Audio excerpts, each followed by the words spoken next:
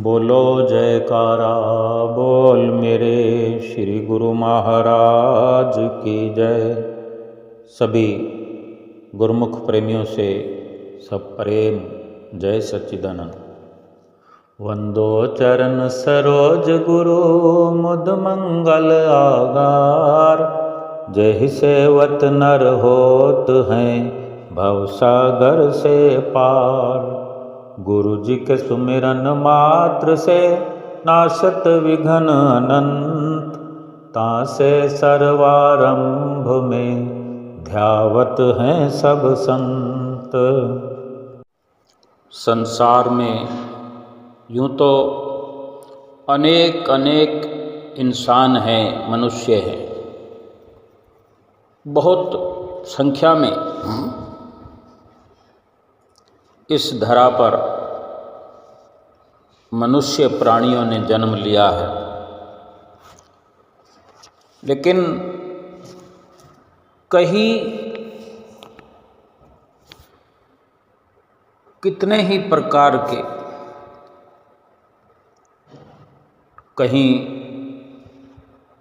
कोई एक आध भक्त रहता है, किसी गली से गुजर जाएं, किसी मोहल्ले से किसी कॉलोनी में पहुँचें तो भक्तों की संख्या तो होती है,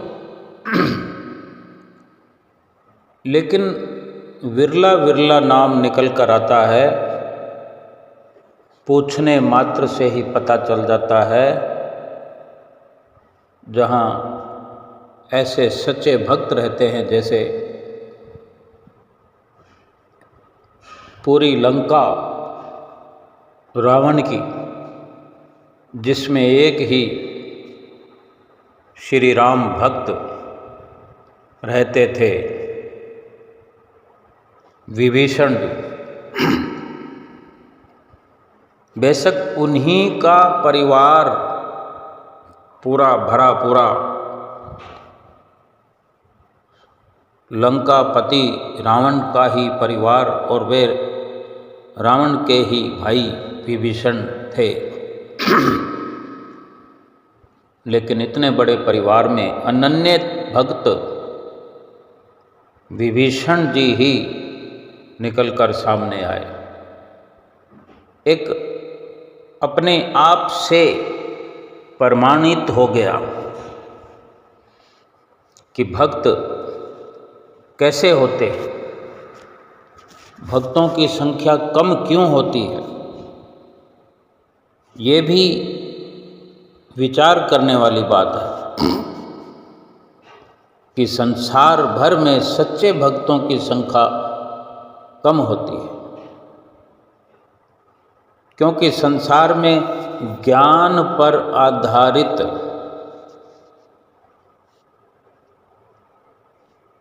ज्ञान के अनुसार ज्ञान पर अमल करने वाले भक्त जो हैं विरले विरले कोई होते हैं। ठीक इसी तरह जैसे जंगल में हम सुनते हैं, देखते भी होंगे जिन जिन को अवसर मिलता है, लेकिन समझते सभी हैं। जो उदाहरण महापुरुष प्रस्तुत करते हैं हमें समझाने के लिए, ठीक प्रकार से हमें समझ में आता है कि जैसे जंगल में बड़े बड़े जंगल, घने घने जंगल होते हैं। हम ट्रेन में सफ़र करते हैं, एरोप्लेन में भी सफ़र करते हैं, ऊपर से बहुत बड़े बड़े इलाके जहाँ पर कोई बस्ती नहीं, घने जंगलों से भरे पड़े होते हैं। ट्रेन में भी सफ़र करते हैं तो कई किलोमीटर का एरिया ऐसा होता है जहाँ दूर दूर तक कोई आबादी के निशान नहीं होते, पेड़ ही पेड़ हैं वहाँ पर। भाव कहने का है कि पेड़ तो जंगल में अनेकों पैदा होते हैं, और वहाँ कोई पेड़ लगाने नहीं जाता, अपने आप पैदा होते हैं। मनुष्य के लिए भी यही निश्चित समझना चाहिए कि अपने कर्मों के अनुसार, प्रारब्ध के अनुसार वो इस धराधाम पर आते हैं, जन्म लेते हैं। जरिया तो कोई ना कोई बनता ही है। ये कुदरत की रची, कुदरत की रचाई ये रचना है। परमपिता परमेश्वर की ये सृष्टि जो रचाई गई है, सृष्टि रचयिता परमपिता परमेश्वर ने हर प्रकार से यहाँ पर सुनिश्चित किया है अपनी मौज से।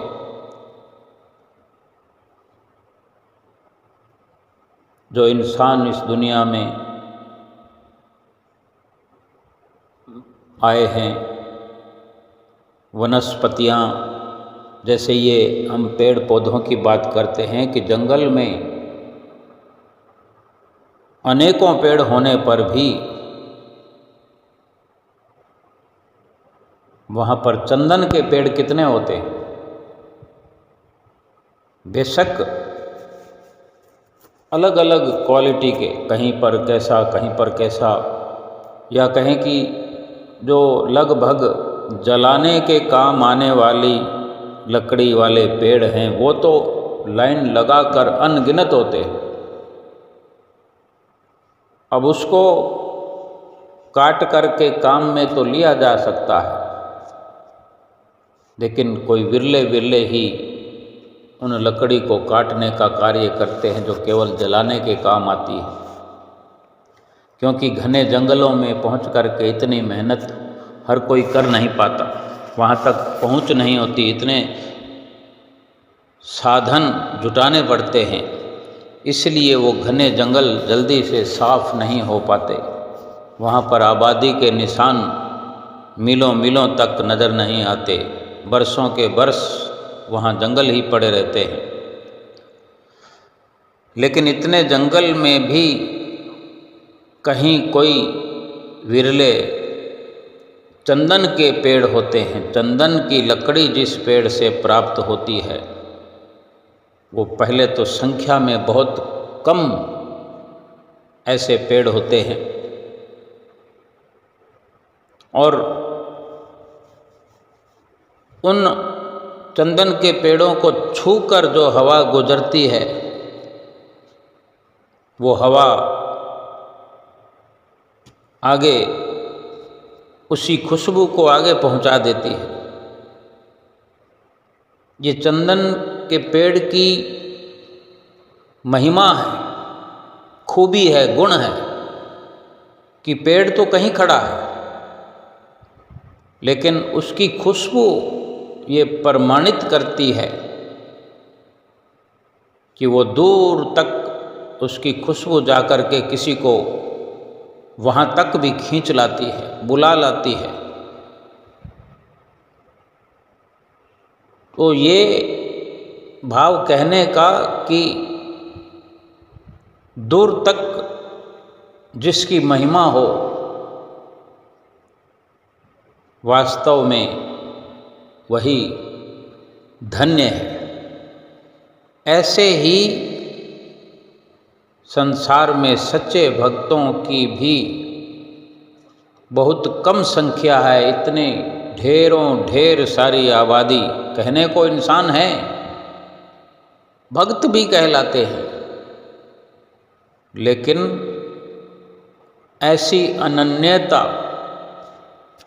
जिनकी भक्ति प्रमाणित होती हो, जिनकी भक्ति की महक, जिनकी भक्ति की खुशबू दूर तक जाकर के खींच लाती हो, जो उनसे भक्ति की शिक्षा प्राप्त कर लेना चाहते हो, किसी की चाहत हो जाए कि मैं भी ऐसी भक्ति हासिल करूं। आज हम संतों महापुरुषों के नज़दीक पहुंच करके उनकी शरण में, उनकी शरण ग्रहण करके किस प्रकार हम समय समय पर चल पड़ते हैं। हम श्री दर्शनों को जा रहे हैं, श्री आनंदपुर जा रहे हैं, श्री प्रयाग धाम जा रहे हैं, कोई कहता मैं संत नगर जा रहा हूँ, कोई संत नगर की आज्ञा मंगवाने के लिए यत्न में लगा हुआ है, कोई श्री आनंदपुर श्री दर्शनों के लिए जाने के लिए कुटिया पर आश्रम पर बाई जी से जाकर के आज्ञा पत्री तलब करता है, कोई टिकट रिजर्वेशन करवाने में लगा हुआ है। श्री गुरु महाराज जी ने तो किसी को नहीं कहा कि तुम आओ, लेकिन कुछ तो हर किसी को इशारा मिलता ही है। ये सतगुरु की महिमा है, उनकी भक्ति की खुशबू है, उनकी प्रेरणाओं का जोरदार असर गुरुमुख प्रेमियों के हृदय में होता है। वो सतगुरु की प्रेरणाओं से प्रेरित होकर इतने इतने हजारों मीलों की दूरी पर दौड़े चले आते हैं अपने सतगुरु का दर्शन पाने के लिए, उनसे भक्ति हासिल करने के लिए। फिर उन्हीं भक्तों में से भी कुछ चंद ऐसे भक्त बन पाते हैं निराले किस्मत वाले, जो प्रमाणित करते हैं, जिनकी विचारधारा से, जिनके कुशल व्यवहार से, जिनकी भक्ति की खुशबू से दूर दूर तक जो भी संपर्क में आता है वो भी महकने लग जाते हैं। ऐसे विरले भक्त ही संसार में हुआ करते हैं, जो संसार तक इस वास्तविकता को, इस मानवता की भलाई की भावना को पहुंचाते हैं। इस परमात्मा जो निराकार परमात्मा साकार रूप में सतगुरु के रूप में हमें मिल गए हैं, श्री परमहंस अवतार के नज़दीक पहुँच कर के हम उनकी सेवकाई में पहुँच कर के, उनके सेवादार बन कर के हम भी भक्ति की खुशबू को अधिक से अधिक पूरे संसार में फैला सकते हैं, परोपकार के कार्य को आगे बढ़ा सकते हैं। विरले विरले गुरुमुखों में हमारा भी नाम जुड़ सकता है। बाकी कहलाने को भक्त हैं, प्रेमी हैं, जैसे माता पिता के 4, 5, 6 बच्चे होते हैं, पुत्र पुत्रियां मिला करके, माता पिता के लिए सभी उन्हीं के पुत्र पुत्रियां हैं, उन्हीं के लाल हैं, सभी के पीछे उन्हीं माता पिता का नाम जुड़ता है। लेकिन पुत्र कहलाने के काबिल कोई विरला ही होता है, कोई एक ही होता है। ऐसे ही थोड़ी सी विपदा आने पर भाग खड़ा होता है, जो वो पिता की माता की प्रसन्नता प्राप्त नहीं कर सकता। जो दुख में माता पिता के साथ खड़ा हो, जो एक आवाज़ में, एक इशारे में हाजिर हो जाए, पुत्र कहलाने के काबिल वही होता है। ऐसे ही भक्त भी आसान परिस्थितियों में भक्ति करता रहे, ज्ञान बघाड़ता रहे, लेकिन थोड़ी सी विपदा आने पर, कोई शारीरिक कष्ट आने पर, कोई आर्थिक मुसीबत आने पर मानसिक परेशानी होने पर सब कुछ भुलाकर पीछे हटने लगे,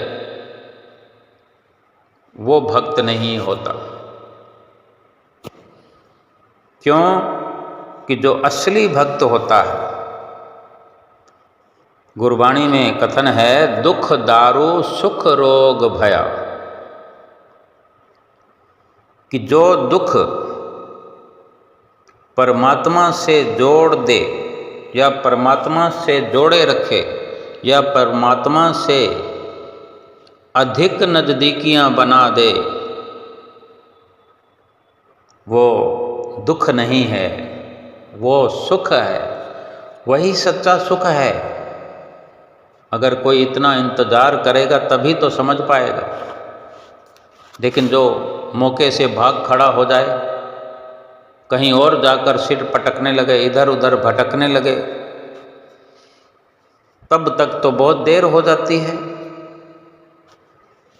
जो अनन्य भाव अपने भीतर रखता है, वो दुख की परिस्थितियों में संघर्ष करते हुए अपने सतगुरु, अपने इष्ट देव पर पहले से कहीं अधिक विश्वास करते हुए बिल्कुल भी डांवाडोल न हो करके हर स्थिति में, हर परिणाम में तटस्थ रहे, अडिग रहे और थोड़ी देर में जब दुख के बादल छट जाते हैं तो ऐसे भगत का भीतर से अंतर हृदय और भी अधिक पाक साफ सुथरा हो जाता है, निखार आ जाता है। जो केवल सुख में भक्ति करते हैं,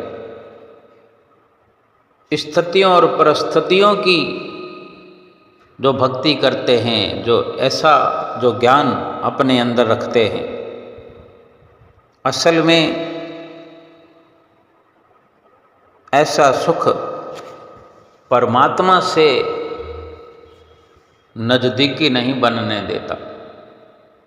और जो सुख परमात्मा से दूरी बढ़ा दे, असल में वो दुख है। जिस दुख से नजदीकी बढ़े, परमात्मा से प्यार बढ़े, लगन बढ़े, संसार से विराग हो, संसार से पीठ हो, वो दुख भी सुख से कहीं बढ़कर है।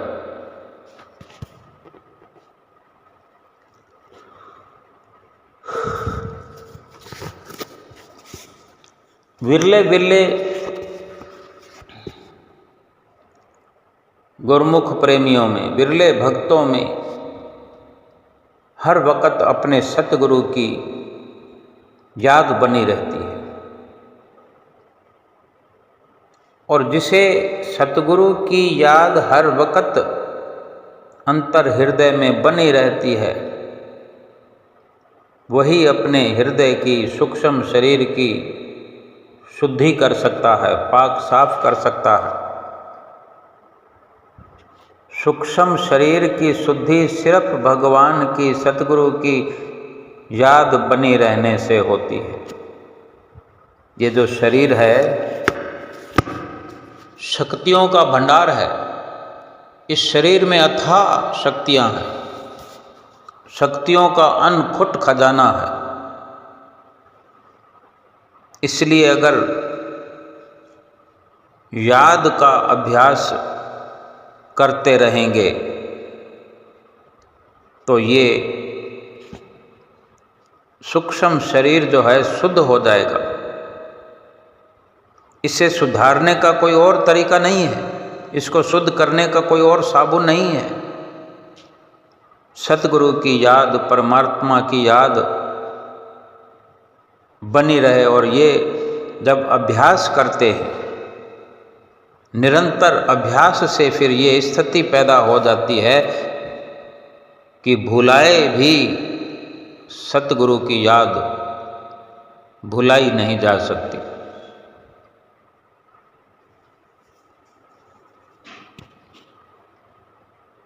एक 3 तरह के शरीर हैं। हम कहने को एक मुकम्मल शरीर का जिक्र करते हैं कि मनुष्य शरीर हम लेकर आए हैं। इस मनुष्य शरीर में भजन भक्ति हो सकती है, मनुष्य शरीर में ही अभ्यास हो सकता है। ये शरीर भी 3 तरह के, लेकिन ये तीनों आपस में जुड़े हुए हैं और ये तीनों एक दूसरे से जुड़े हुए होकर एक दूसरे को प्रभावित करते रहते हैं। 3 शरीर कौन से हैं? स्थूल शरीर, सूक्ष्म शरीर और तीसरा है कारण शरीर यानी संकल्प शरीर। इंसान जैसा बाहर से दिखता है, यानी जो बाहरी व्यवहार करता है इंसान, हम ये खुद अपने आप से विचार कर सकते हैं। विचार करने मात्र से ही हमारा ज्ञान बढ़ने लगेगा। जो अब तक हम नहीं सोच पाए हैं वो समझ हमारे अंदर आने लगेगी। संतों महापुरुषों के इस तरह के जो अटल फैसले, जो ज्ञान बन करके हमारे जीवन को प्रकाशित करते हैं, जो हमारे अंतर हृदय में रोशनी करते हैं, सतगुरु के ज्ञान से भरे हुए वचन, उनके द्वारा हम अगर कोशिश करें सतगुरु के ज्ञान रूपी वचनों की रोशनी में हम अपने भीतर देखने का प्रयास करें, अपने आप को जानने का प्रयास करें, अपने आप को पढ़ने का प्रयास करें कि हम क्या हैं, हमारी अंदर और बाहर की क्या अलग स्थिति है। जो कि महापुरुष ऐसा कहते हैं कि जैसा इंसान बाहर से दिखता है, यानी जो बाहरी व्यवहार है, बाहर हम दूर दूर तक जैसा व्यवहार करते हैं, जैसे हम छल करते हों, किसी से कपट करते हों, किसी से झूठ बोलते हों, या किसी को अपनी गलत धारणा उस पर थोपते हों, किसी को गलत रास्ता बता देते हों, या किसी का उपहास उड़ाते हैं, मजाक उड़ाते हैं किसी का। ये जितनी भी बाहरी हमारी विचारधारा है, ये व्यवहार जो है, इसकी जड़ें हमारे अंतःकरण में जमी हुई है।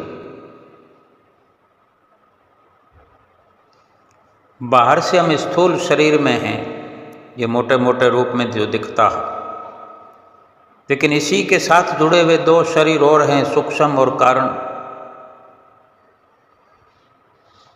एक दूसरे को सपोर्ट करते हैं, प्रभावित करते हैं। जैसे अंदर कुछ है, बाहर कुछ है, ये अलग अलग हो गया। हमने बाहर से कुछ किसी के लिए कर दिया तो हमको किसी ने कुछ करते हुए देख लिया। जैसे हमने किसी की मदद की, किसी को कुछ दान कर दिया, किसी को कुछ खिला दिया, किसी गिरे हुए को उठा दिया। ये बाहरी प्रक्रिया है। हमें ऐसा करते किसी ने देख लिया तो यही चर्चा होगी कि फलां व्यक्ति ने ऐसा ऐसा ऐसा कर दिया। अब हमने किसी के लिए अच्छा किया, हो सकता है हमारे अंदर कुछ अच्छा करने की इच्छा नहीं थी, कभी कभार हो गया, लेकिन एक व्यवहार ऐसा होता है जो नित्य प्रति का होता है, आदतन स्वभाव में होता है। जो रोज होने वाली हमारी विचारधारा है, रोज होने वाले हमारे हाथों पांवों से कर्म हैं, उनकी गहरी जड़ें हमारे अंतर हृदय में जुड़ी होती है, सूक्ष्म शरीर में। बाहर जैसा हम करते हैं वो हमारे अंदर से जुड़ाव होता है,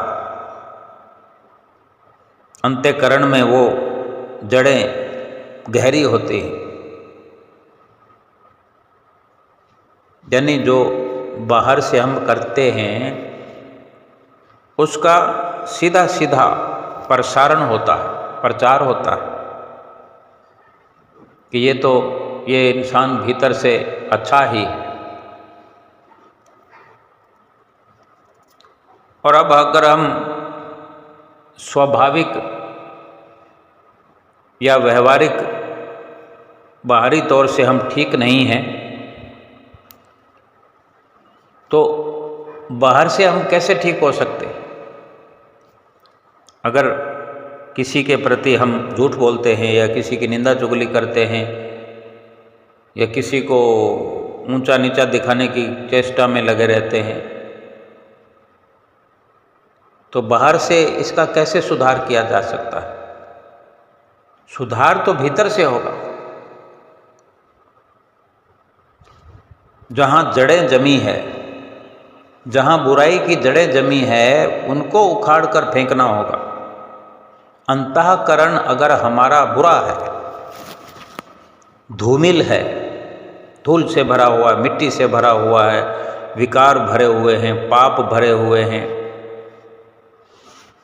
तो अंतःकरण को हम अपने कैसे सुधारें? जैसे दलदल में कोई हाथी फंस जाए। अब जिक्र तो चींटी का भी कर सकते हैं कि दलदल में कोई चींटी फंस जाए, या कोई छोटे मोटे जीव जंतु का नाम ले सकते हैं। हाथी का ही जिक्र है यहाँ पर कि हाथी बलशाली है, बड़े बड़े पेड़ उखाड़ देता है, बड़ी बड़ी दीवारें ढा देता है हाथी। उसको गिराने का, तोड़ने का, उखाड़ने का बहुत कुशल तरीका भी है, कुदरती है। आज अगर हम समझें कि हाथी की तरह ही मशीनरी आज बनी हुई है, उपलब्ध है संसार में। जेसीबी मशीन है जिसको बुलडोजर कहते हैं। हाथी की सूंड की तरह उसका पंजा होता है। जिस मकान के बाहर छज्जे को वो पकड़ लेता है, फिर वो अपनी जोर से कैसे देखते ही देखते उस छज्जे को नीचे धराशायी कर देता है। कहीं पर इधर से, कहीं पर उधर से, ऐसे थोड़ी थोड़ी चोटें मारते हुए पूरे मकान को गिरा देता है देखते ही देखते। यानी काफ़ी ताकतवर माना जाता हाथी। अगर वो हाथी दल दल में फंस जाता है तो फिर क्या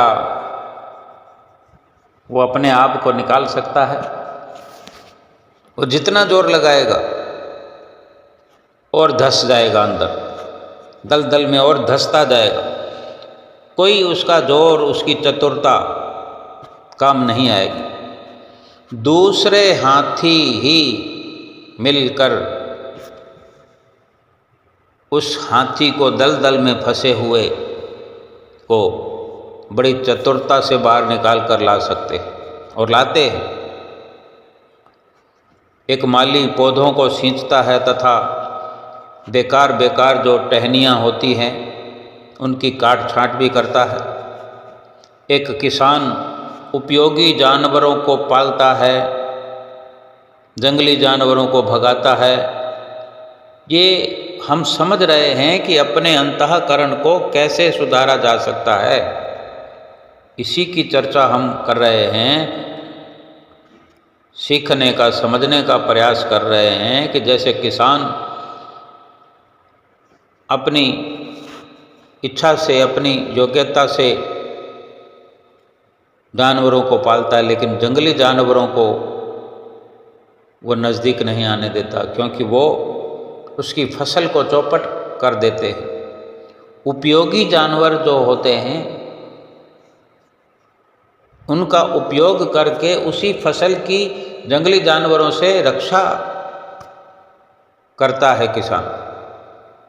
ऐसे ही अपने अंदर सात्विक वृत्तियों, विचारों की रक्षा करनी है। अपने ही भीतर सात्विक वृत्तियाँ, सात्विक विचार बढ़ाते चले जाएं, और जो बुरी वृत्तियाँ हमारे दिलो दिमाग में, अंतःकरण में भरी पड़ी हैं, उनको बाहर निकालते रहे। बुरी परिस्थितियों से, सूक्ष्म कमजोरियों से बचते रहे। सूक्ष्म कमजोरियाँ हमारे भीतर सूक्ष्म शरीर में, जो हम बाहर अक्सर बोलचाल की भाषा में हम कह देते हैं, मैं सिमरन नहीं कर सकता, ये मेरे से नहीं होगा, मैं सेवा तो कर लूँगा, लेकिन उसमें भी थोड़ी देर में मैं तो थक गया हूँ। इससे तो अच्छा था कि इतनी देर में मैं कोई काम कर लेता, कुछ कमाई कर लेता, मैं कुछ आराम कर लेता। मैं तो बिना मतलब के, बिना कारण ही मैं थक चुका हूँ, शरीर मेरा दुखने लगा है। ये सूक्ष्म कमजोरी है, जो जड़ें हमारे अंदर इसकी बनी हुई है। इन कमजोरियों से सदैव बचते रहे। ये भला बुरा जो चिंतन हम करते हैं, वैसा ही हमारा स्वभाव बन जाता है। हमारी प्रकृति बदलना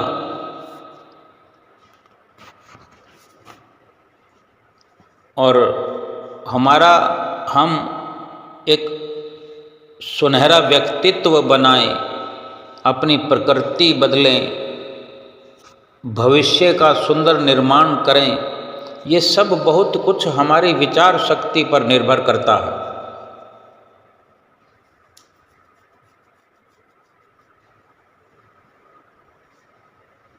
बारूद को बंदूक की नली में डालकर किसी भी दिशा में बंदूक को कर निशाना किसी भी तरफ अपने हाथों से बंदूक को हम लेकर जिधर भी घुमा दें और एक बटन ही दबाना है।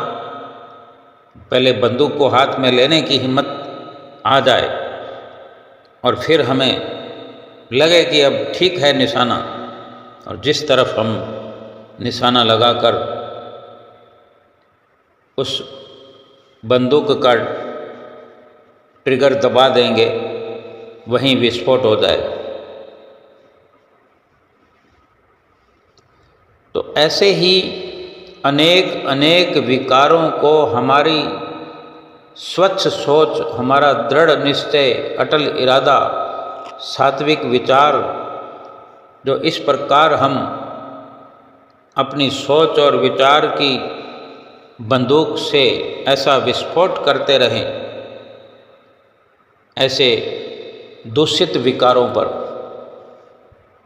तो ये दूषित विकार नष्ट हो जाएंगे। जो हम अक्सर कहते हैं कि सुमरन नहीं होता,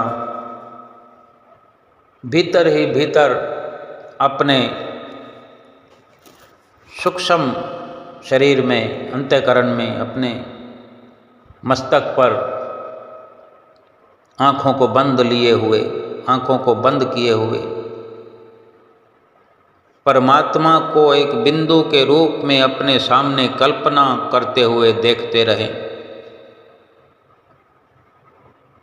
हम सतगुरु का दर्शन करते हैं, दर्शन करने जाते हैं, घर में तस्वीर में उन्हीं सतगुरु के स्वरूप का दर्शन करते हैं।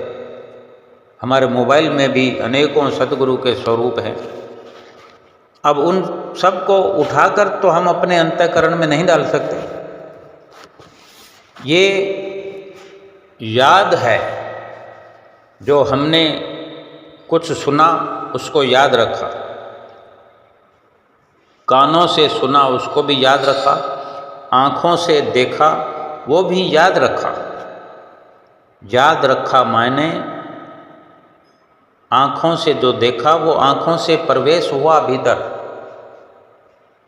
सूक्ष्म, वो सूक्ष्म बन के हमारे भीतर प्रवेश हो गया और सूक्ष्म में जाकर के पहुंच गया।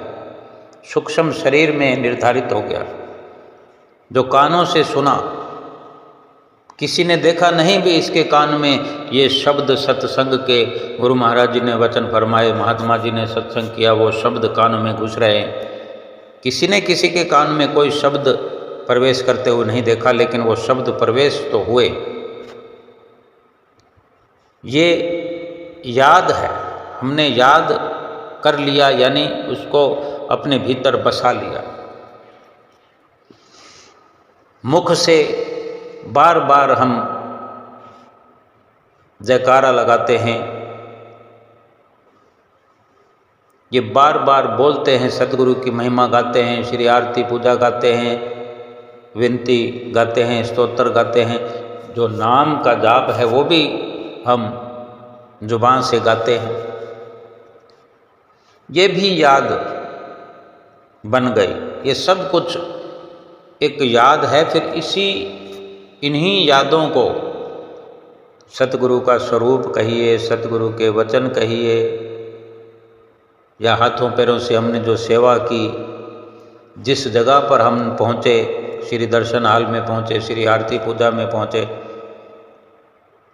वो सब हमारे अंदर बस जाता है कि हमने इसी प्रकार से उसको याद करने के प्रकार से ही अपने अंदर बसाया। यानी हमारी गहराई थी उन दर्शनों में भी, उन शब्दों में भी,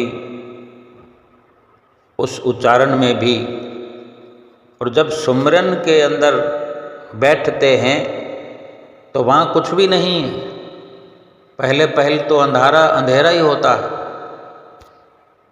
अंधेरा भी ऐसा कि घना घना अंधकार छाया हुआ, दूर दूर तक कुछ नहीं दिखाया। जैसे घने जंगल होते हैं वैसे ही घना अंधेरा, अंधकार छाया हुआ हमारे अंतःकरण से। अब वहाँ पर हम उसी सतगुरु के, जिसके हम दर्शन करते रहे, उसी सतगुरु के बिंदु रूप को अपने सामने कल्पना में देखते हुए, देखने का प्रयास करते हुए कहना भी शुरू कर दें, सुनना भी शुरू कर दें। हम कहें कि हे गुरु महाराज जी, हे मेरे सतगुरु, मेरे दर्शनों में आओ। आप तो दयालु हो, आप कृपालु हो, आप दया करने वाले हो। भीतर ही भीतर ये जुबान इस प्रकार से सतगुरु से बातचीत करे, आँखें उन्हीं दर्शनों का अनुभव करे जो हम किया करते हैं बाहर स्थूल रूप में, इन स्थूल आँखों से, बाहर की इन आँखों से, चम दृष्टि से। फिर अंदर एक आँख के माध्यम से, न तो वहाँ आँख है, न वहाँ सतगुरु हैं, लेकिन कल्पना में ये सब हम करें, देखने का प्रयास करें, सुनने का प्रयास करें, कहने का प्रयास करें, सुनने का प्रयास करें। सतगुरु ने, संतों ने, महात्माओं ने क्या क्या सत्संग सुनाया, और ऐसा हमारे जीवन में नित्य प्रति होता है। घर में रहते हैं तो भी होता है। सत्संग कोई सुनने को मिल जाता है, हम सुना करते हैं, चाहे किसी भी माध्यम से सुने। ये एक साधक को, एक सच्चे भक्त को आज के इस युग में बड़ा ही सुलभ अवसर प्राप्त है। चारों तरफ से बड़ी सुगमता से हम लाभ उठा सकते हैं। अब इतना प्रयास जब हम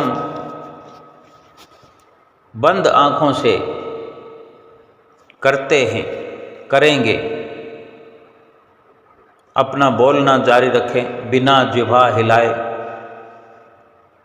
देखना जारी रखें बिना आँखें खोले, क्योंकि बाहर की आंखें बंद है, ये बाहरी जुबान बंद है, मुंह बंद है। मुंह बंद होगा तो जुबान से उच्चारण नहीं होगा। अंदर की आंख से देखना है, अंदर की जुबान से बोलना है, अंदर के कानों से सुनना है। जैसे जिक्र भी हम सुनते होंगे, बिन बादल के बूंदें बरसें, बिन सूरज रहे उजाला।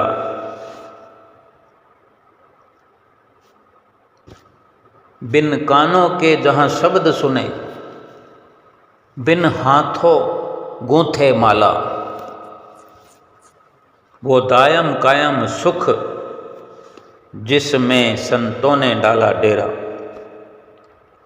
जब संतों के विचार हमारे अंदर प्रवेश करते हैं, संतों के दर्शन जब हमारे भीतर प्रवेश करते हैं, संतों की संगत का असर जब हमारे भीतर होने लगता है, तो बिना हाथों के ही माला जपना शुरू हो जाता है, बिना जुबान के बोलना शुरू हो जाता है, बिना कानों के सुनना शुरू हो जाता है और बिना आँखों के दिखाई देने लगता है। वो अंधकार जो भीतर में है वो छटने लगता है। अगर बड़ी कोई बाधा आती है तो वो ये है कि बेईमानी से कमाया हुआ धन हमारी बुद्धि को भ्रष्ट किए होता है, और ऐसे ही धन से कमाया हुआ कोई पदार्थ, कोई खान पान की वस्तु, कपड़े इत्यादि, ये इस भजन सुमरण के मार्ग में रुकावट डालते हैं। इसीलिए बार बार जब ऐसा याद का अभ्यास बनता है, सतगुरु को हम स्वरूप रूप में देख करके याद करने की कोशिश करते हैं, उनके वचन सुन करके उन्हें याद करने की कोशिश करते हैं, उनकी महिमा गा करके उन्हें याद रखने की कोशिश करते हैं, तो ये जो बुरे विकार, बुरे विचार, बुरे संस्कार हमारे अंदर गहरे हुए हैं, ये नष्ट होने लगते हैं। सतगुरु के प्रताप से, सतगुरु के दर्शन मात्र से, उनके वचनों की रोशनी से अंधेरा मिटने लगता है। सतगुरु के दर्शन मात्र से पापों की घनिष्ठता जो है वो नष्ट होने लगती है। वो जो अंधेरा है वो सतगुरु के वचनों की रोशनी से छटने लगता है, अंधेरे के बादल समाप्त होने लगते हैं।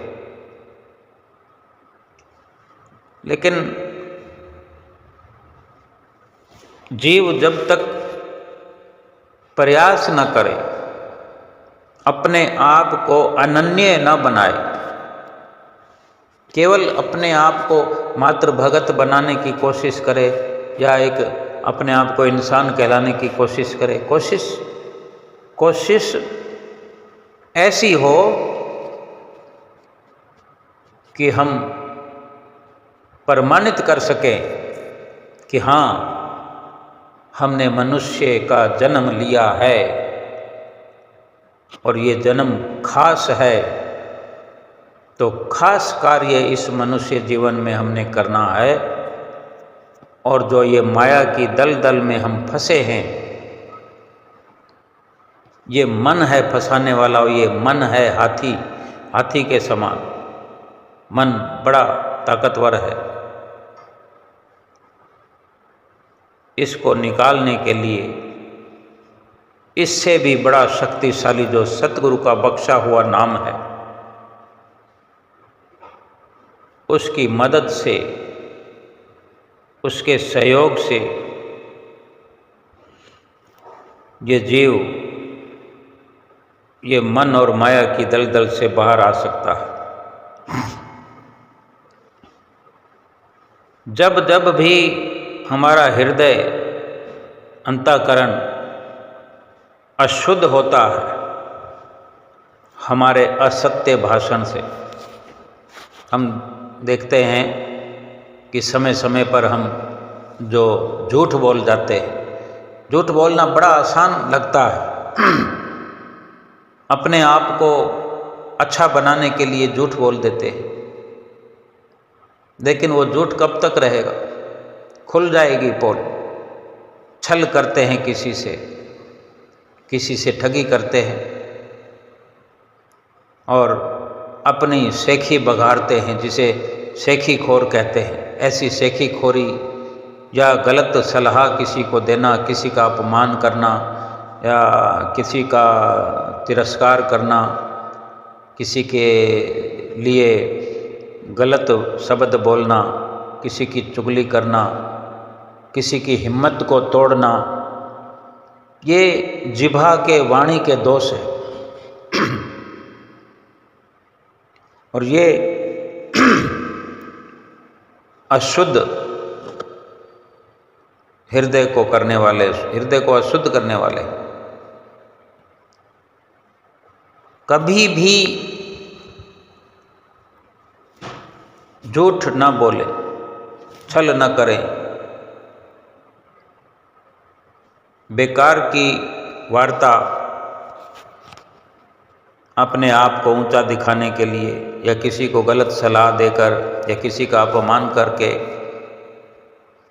किसी की हिम्मत को गिरा करके, इस प्रकार का अशुद्ध आचरण न करके और तामसिक भोजन का त्याग करके, झूठ और बेईमानी से कमाए हुए धन का लोभ न करें। जितना भी मिले, अधिक मिले, कम मिले, ये न सोचें कि इस प्रकार से अगर हम कमाई करेंगे तो अधिक धन कमा सकते हैं। इस प्रकार से करो या उस प्रकार से, यानी बेईमानी से करो या ईमानदारी से, धन उतना ही मिलेगा जितना मुकद्दर में है। 1 रुपया भी हम बेईमानी से नहीं कमा सकते ज़्यादा, लेकिन वो हमारा फैसला है कि हमें किस प्रकार से कमाना है, बेईमानी से कमाना है या ईमानदारी से। ये हमारी सोच है। ये सोच हमारे लिए, हम अपनी सोच के लिए, अपने नज़रिए के लिए, विचार के लिए हम स्वतंत्र हैं, लेकिन मिलेगा उतना ही। अब हम खुद विचार कर सकते हैं कि जब 1 रुपया भी हम चाह कर ज़्यादा नहीं एकत्र कर सकते, तो फिर झूठ और बेईमानी और छल कपट से क्यों कमाना है? क्यों तामसिक भोजन का सेवन करना है? क्यों किसी से झूठ बोलकर, किसी का अपमान करके, किसी की हिम्मत हौसला को गिरा करके? और अगर इन सब से बचने की कोशिश हम करते हैं तो हमारी आवाज़ में, हमारी बोल में, हमारी बोलचाल की भाषा में एक शक्ति निर्धारित हो जाती है। सुनने वाले को असर होता है, प्रभावित होता है सुनने वाला। और जो सत्य बोल करके नेक इरादों से किसी का मार्गदर्शन करता है, तो कुदरती शक्तियाँ सब इस शरीर के अंदर प्रवेश तो होती ही हैं, लेकिन वो जागृत हो जाती हैं। कुदरती शक्तियाँ जागृत होकर के ऐसे इंसान का मनोबल बढ़ाती है, जो किसी को हौसला देता है, जो किसी को भक्ति की राह पर चलने की ताकत देता है। जब हमारा आहार विहार संतुलित रूप से निर्धारित हो जाता है, ईमानदारी से काम करना है, ईमानदारी का रुपया कमाना है, ईमानदारी का ही रुपया खर्च करना है, और ईमानदारी के खर्च किए हुए से शुद्ध धन जो हमारे घर में आता है, रहता है, चाहे थोड़े से थोड़ा भी क्यों ना हो, वही हम खर्च करते हैं, वही एकत्र करते हैं। तो फिर ऐसा ही हमारा आहार विहार हो जाता है, ऐसा ही रहन सहन हो जाता है, ऐसी विचारधारा हो जाती है। फिर हमारा शरीर भी रोगी नहीं होता, स्वस्थ रहता है शरीर, और स्वस्थ शरीर ही साधना का उचित एक वाहन है, सवारी है। ये शरीर एक तरह का वाहन है। इस शरीर पर जीवात्मा सवार है। हवाई जहाज कह लो, किश्ती कह लो, नाव कह लो। अगर ये स्वस्थ है, ये सवारी, ये वाहन, ये गाड़ी अगर बढ़िया है चलने में, तो सफ़र करने का मज़ा आएगा। जो इस पर सवार है जीव, उसका सफ़र बढ़िया होगा।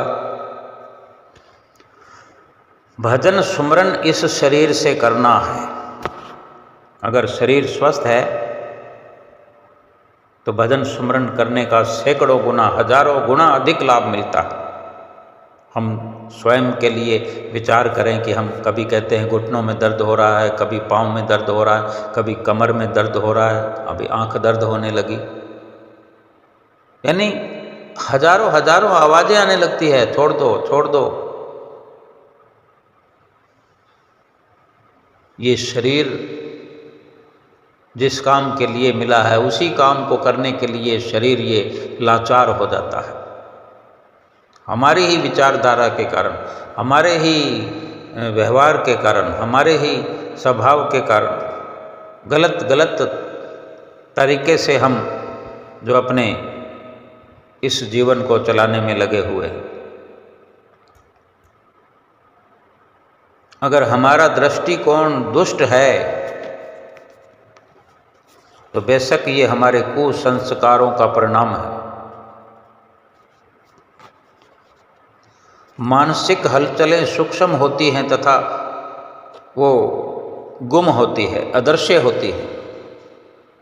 उन्हें समझने के लिए सूक्ष्म दृष्टि उघाड़नी पड़ेगी। भीतर में हमारे क्या चल रहा है, सूक्ष्म शरीर में क्या चल रहा है, वो दिखाई नहीं देती मोटे रूप में, हमें खुद को ही दिखाई नहीं देती। उनको देखने के लिए जो हमारी सूक्ष्म दृष्टि है, अंतर्दृष्टि है, उसको ज्वलंत करना पड़ेगा। उस आँख को, उस तीसरी आँख को खोलना पड़ेगा। इस आध्यात्मिक क्षेत्र में महापुरुषों ने जो किया है, जो लिखा है, जो वर्णन किया है, जो हमें सत्संग के माध्यम से सुनने का अवसर मिलता है, उसका अध्ययन करें। अध्ययन करके और उस सतगुरु को अपने मस्तक पर विराजमान करके, याद करके, उन्हें, उनके वचनों को याद करके, उनकी महिमा को गा के, उनके दर्शनों को याद करके देखने की कोशिश करते हुए अपने मस्तक पर ध्यान जमाएं। इस प्रकार हम अपनी मानसिक स्थिति को उत्कृष्ट कर सकते हैं, निखार सकते हैं। मानसिक स्थिति को अच्छा बनाने की, श्रेष्ठ बनाने की विधि कोई विरला ही जानता है। अक्सर लोग 90% से भी अधिक लोग सिर्फ दिमाग से काम कर रहे हैं। आज हम अनुभव कर सकते हैं, हमें कितने कितने लोग मिलते हैं। कई बार हम कहते हैं कि ये कैसा आदमी है, ये कैसे लोग हैं, कहते कुछ हैं, करते कुछ हैं। कहते हैं कि मैं इधर जा रहा हूँ, लेकिन वो उधर खड़े हुए नजर आते हैं। वो दिमाग से काम करते हैं, कहते कुछ हैं, करते कुछ हैं, सोचते कुछ हैं। जो महानता को लिए हुए व्यक्ति है, महान व्यक्तित्व वाला जो इंसान है, वो पवित्रता की तरफ बड़ी गहराई की नज़र रखते हैं, पवित्रता का पूरा ख्याल करते हैं। सब कुछ प्राप्त होता है, अच्छा भी और बुरा भी।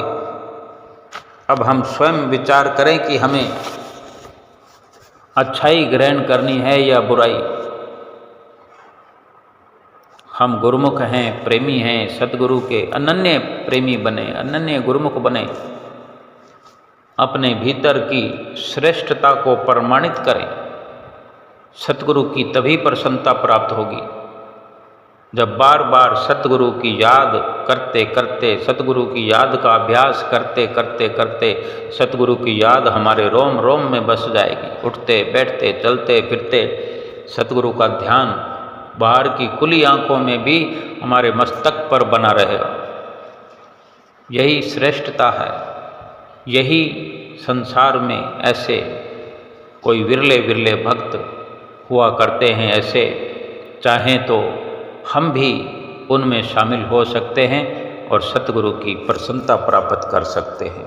बोलो जयकारा बोल मेरे श्री गुरु महाराज की जय।